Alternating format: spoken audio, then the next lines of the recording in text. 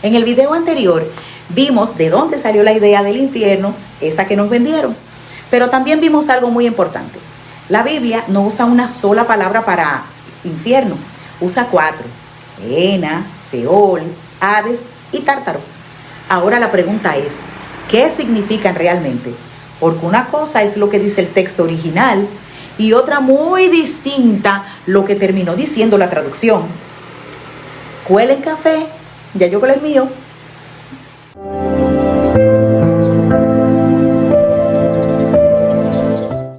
Gehenna, una dirección, no un lugar sobrenatural. Fue la palabra que Yeshua usó más. Y lo primero que tienes que saber es que Gehenna no es un concepto teológico inventado. Es una dirección real, un lugar que existía, el valle de Himón, a las afueras de Jerusalén. Y ese valle tenía una historia muy oscura y sangrienta. Ahí se quemaron niños como sacrificio a dioses falsos. La Biblia lo dice directamente en Jeremías 7:31. Han edificado los lugares altos de Tofet para quemar en el fuego a sus hijos y a sus hijas. También en Segunda de Reyes 23:10. El rey Josías tuvo que profanar ese lugar para que nadie volviera a quemar a sus hijos ahí. Con el tiempo, ese valle quedó asociado con basura, impureza, vergüenza y juicio. Algunos escritos judíos de esa época lo describían como un lugar donde se quemaban desechos. Entonces, cuando Yeshua dijo Gehenna frente a una audiencia judía, ellos no imaginaron una película de terror sobrenatural tipo Hollywood. Pensaron en ese valle real que ya conocían. Por eso Yeshua en Mateo 10:28 lo usó como una imagen de advertencia. Temed más bien a aquel que puede destruir el alma y el cuerpo en la Gehenna. Y también en Marcos 9:43. Al fuego que no puede ser apagado. Era una imagen de juicio, ruina y deshonra total. No era un mapa detallado del más allá. Seol, lo que el hebreo antiguo enseñaba. Ahora vamos al Antiguo Testamento. En el texto hebreo original, el lugar de los muertos se llama Seol. Y aquí viene algo que quizás va a sorprender a mucha gente. El Seol no distingue entre buenos y malos. Todo el mundo va al mismo lugar.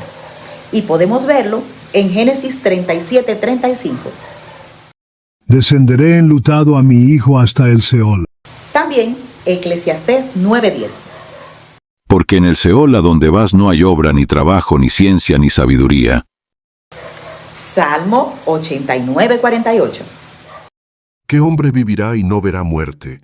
¿Librará su vida del poder del Seol? El texto hebreo no distingue el infierno moderno como fuego eterno y tormento sin fin.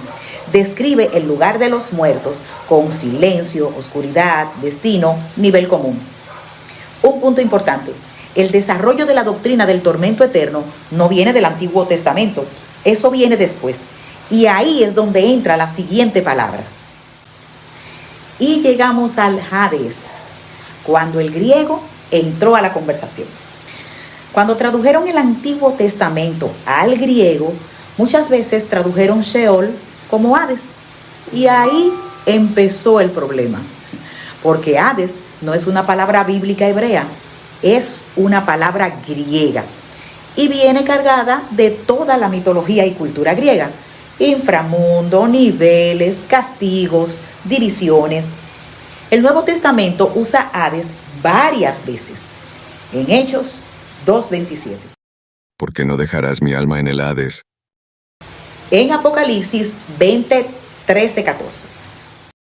La muerte y el Hades entregaron los muertos y fueron lanzados al lago de fuego. Y aquí está el texto que más preguntas genera. Lucas 16:23. La parábola del rico y Lázaro.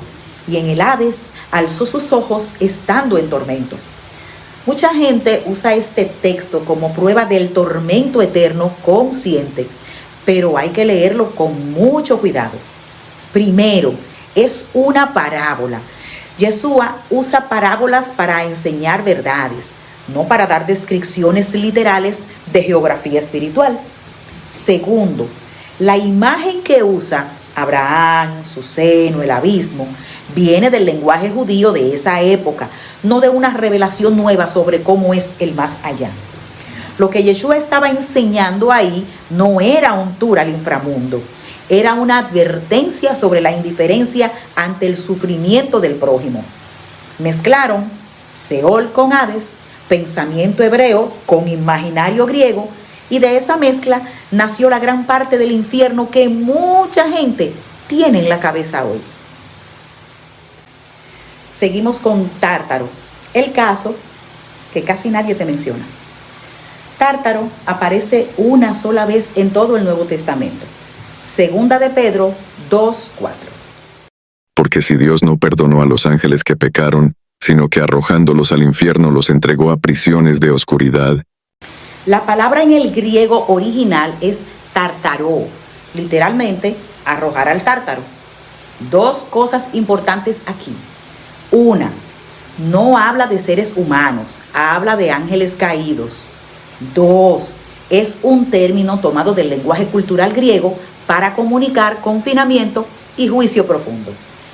El autor lo usa porque su audiencia lo entendía, no porque esté aprobando la mitología griega. No es el infierno humano que predican en los púlpitos, es otro concepto, en otro contexto, para otro tipo de ser. Aquí viene el detalle que cambia todo, aionios. Mateo 25:46 es el versículo que más usan para sostener el tormento sin fin. Irán estos al castigo eterno, y los justos a la vida eterna. Y aquí viene el detalle que no se menciona porque cambiaría toda la conversación. La palabra que traducen como eterno es aionios en el griego original. Y aionios no significa automáticamente infinito para siempre, en el sentido moderno. En el griego bíblico significa perteneciente a una era o propio del siglo venidero. Vamos a este ejemplo. Romanos 16:25. Misterio que se ha mantenido oculto desde tiempos eternos. Ahí usa la palabra aionios y claramente no habla de algo literalmente infinito, habla de largos periodos de tiempo. Ahora viene lo que no podemos ignorar. En Mateo 25:46, esa misma palabra se usa para el castigo y para la vida, en el mismo versículo. Si aionios significa infinito absoluto para el castigo, entonces también significa infinito absoluto para la vida. Y si significa perteneciente a la era venidera, entonces cambia la lectura de los dos lados al mismo tiempo. El texto usa la misma palabra para ambos, y eso no es un accidente. Es una tensión que el texto deja abierta, que la tradición cerró demasiado rápido y con demasiada conveniencia. 4 palabras distintas, 4 textos distintos, una sola traducción: infierno. El miedo al fuego eterno ha sido una de las herramientas de control más efectivas en la historia de la religión organizada. Y no porque el juicio no existe en el texto, sino porque tomaron el juicio que sí existe y lo convirtieron en una cadena. Lo que el texto dice es más complejo, más honesto y más respetuoso de tu inteligencia que todo lo que te predicaron. Lee el texto en su idioma, en su contexto, con su historia, y después, con todo eso sobre la mesa, tú decides qué creer. ¿Cafecito?